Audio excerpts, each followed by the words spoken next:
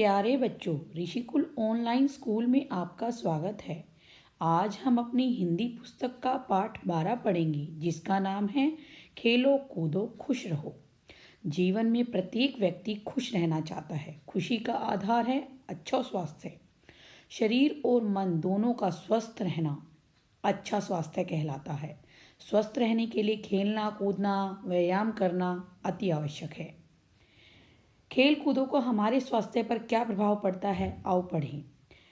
गौरव गौरव कहती हुई माँ कमरे में आई। गौरव पढ़ रहा था। चलो गौरव कुछ खा लो, माँ ने कहा। गौरव ने कहा, नहीं माँ, मुझे भूख नहीं है, मैं पढ़ रहा हूँ। माँ ने हाथ पकड़कर उठाया और बोली, अरे ऐसे कैसे, तुमने स्कूल में टिफिन भी नहीं खाया। उठो, चलो मेरे साथ। यह कहानी है एक गौरव नाम के बच्चे की, जो अपने कमरे में पढ़ रहा है और उसकी माँ उसे खाने के लिए बुलाने आई है। गौरव ने हाथ छुड़ा लिया, बोला, माँ मैंने कहा ना, मुझे पढ़ना है। माँ ने जिद की, गौरव शाम का समय है, सब बच्चे बाहर खेल रहे हैं, तुम्हारा दोस्त नसीर भी बाहर है, तुम भी कुछ खा पी कर थोड़ा खेल लो। माँ उसे बाहर जाने के लिए जिद करने लगी कि बेटा तुम थोड़ी देर कुछ खा पी कर बाहर खेलने जाओ। लेकिन गौरव था कि वो बाहर जाना ही नहीं चाहता था। वो अपने कमरे में ही बंद था, अपने कमरे में ही रहना चाहता था। गौरव पढ़ने लगा। मुझे नहीं खेलना। माँ व्याकुल हो उठी। व्याकुल यानी बेचैन। क्या हो गया है इस लड़के को? नसीर भी तो इसके साथ ही पढ़ता है, वह पढ़ने में कितना तेज है, खेलता भी है।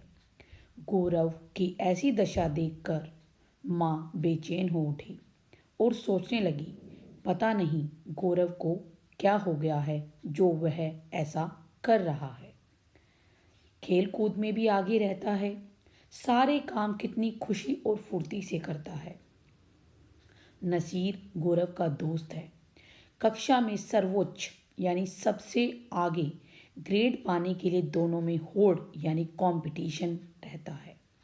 नसीर को क्रिकेट और फुटबॉल खेलने में बड़ा मज़ा आता है, पर गौरव है कि स्कूल से लौटकर कमरे से बाहर ही नहीं निकलता। बहुत दिनों से माँ देख रही है कि गौरव दिन ब दिन सुस्त होता जा रहा है। उसे न तो भूख लगती है और न ही वह किसी से हंसता बोलता है। उसका चेहरा मुरझा गया है। धीरे धीरे वह कमज़ोर होता जा रहा है और एक दिन वह इसी कारण बीमार पड़ गया। गौरव ने खेलना बंद कर दिया। न वह खाता था, न किसी से हंसता बोलता था। गौरव के मामा जी उससे मिलने आए तो गौरव की दशा देखकर चौंक गए यानी हैरान रह गए। माँ ने उन्हें पूरी बात बताई। वे बोले, सरिता तुम परेशान न हो, मैं इसकी बीमारी का कारण समझ गया हूँ, तुम इसे बस मेरे साथ भेज दो, छुट्टियाँ तो हो ही गई हैं।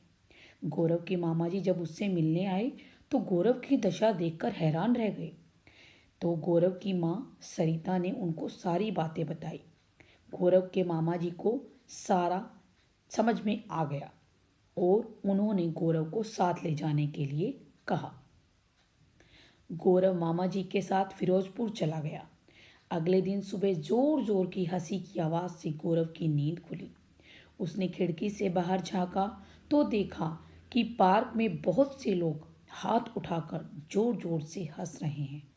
तभी मामा जी कमरे में आए और बोले, गौरव चलो घूमने चलते हैं।